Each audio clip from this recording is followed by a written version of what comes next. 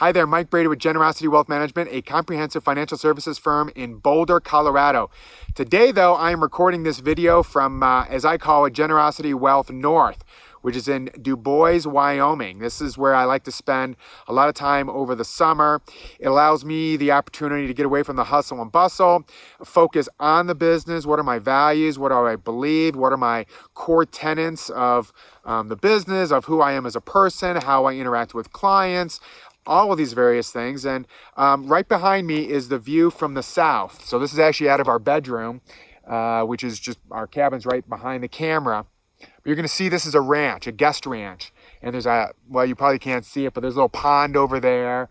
And our good friends, the Prines, have been there for 5 generations. We've had this cabin here for, my wife has had it for 45 years. Her father got it in the early 70s, so almost 50 years. So let's get down to business. It's my belief that we have a logical side and an emotional side in our lives and the way that we approach decisions.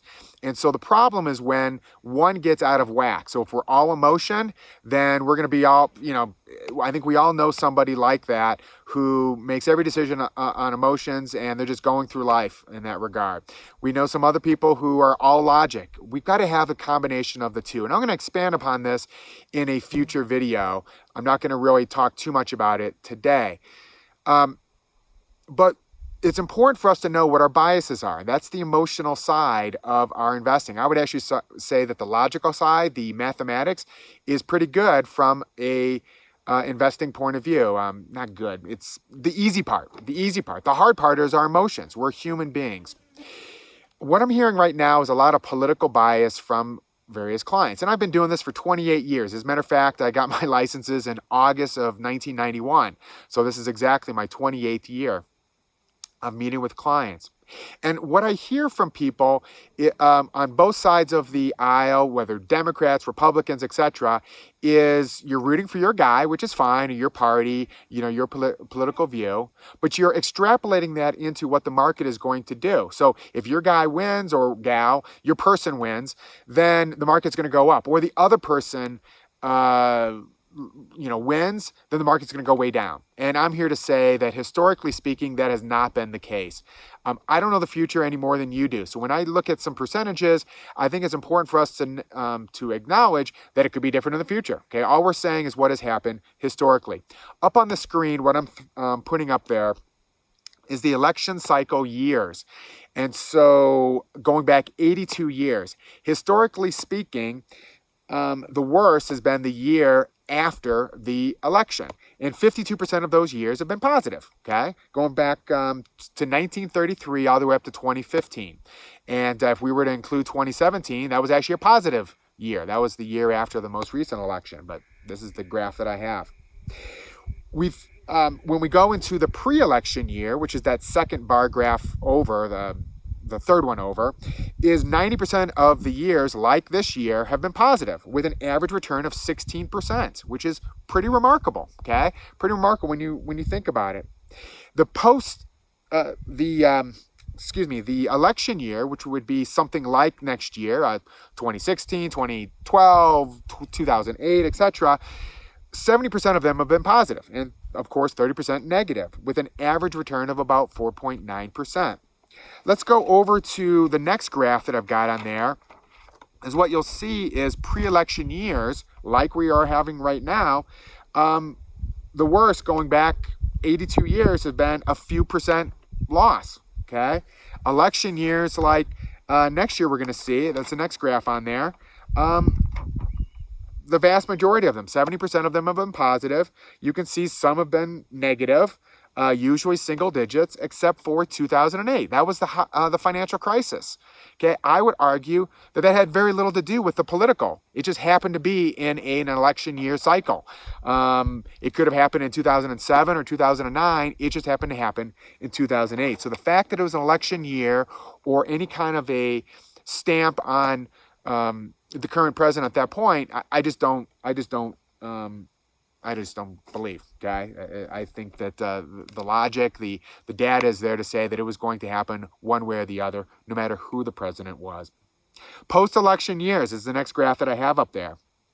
You're going to see the majority of them are positive, okay, 52% of them, which, when we really look at all of the years together, I mean, it kind of makes sense that most of the years are positive, because you've heard me on previous videos that say that 3 out of 4 years historically have been positive. And so we ought to have that mindset, assuming that we believe in the markets, we believe in the United States and in the world, and that this is the best place for our money. Why else would you have money in the markets if you didn't think it was going to go up long term? Okay.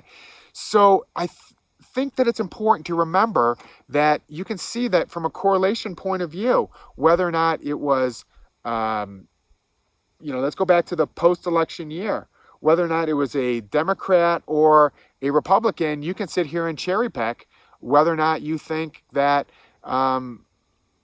your guy or gal was the reason for that, or your particular party. It's not it. One thing that I hear as well is a lot of people saying, well, the last 2-3 years have been incredible for the stock market, which it has. Hey, listen, it's been a real good run. I have to say that there were people in 2016 that said if Trump was to win, the market's just going to plunge.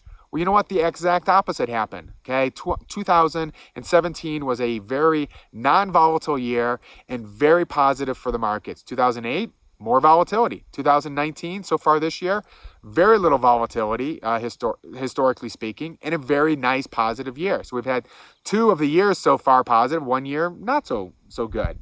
But here's a graph that I'm putting up on the screen, which will show the top graph is how many months after the election for Obama. Okay, the bottom one is how many months after the election for President Trump. Listen, I don't want to take away from anything that President Trump has done, but I'm just saying that we have to keep these things in perspective, that Obama, from a market point of view, really had a tough time at the beginning of 2009. I would argue not his problem, not his fault, okay? That was a continuation of the bad 2008, but then it really kind of rallied, okay, through 09, 10, 11, 12. I mean, remember, were you there? Paying attention? I know I was. Nobody wanted to invest in equities. I mean, everyone was so negative. That was the time to be positive. And those that invested in 09 heavy were the ones who were the big winners. For Trump, over the last couple of years, you can see those years, it's been positive. Great. I want to say that has proven that those people who said it was going to be negative because of him and a volatile person and an individual, etc. No, that's not true. You can say maybe it was because it's a continuation of Obama. Okay, whatever. But the fact is that it is positive. But it hasn't been as great as all those who give all the credit to Trump, or those who say, no, it should have gone negative. It actually went positive. What you're seeing here is a lot of, not duplicity, a lot of, hey, this is what is going to happen, lack of humility, and the opposite happened many, many times. Or there's no correlation. If you're looking for a pattern, our brains have a tendency to do that. You'll find a pattern. I'm saying I don't believe that there's a pattern, and this is how I view the world.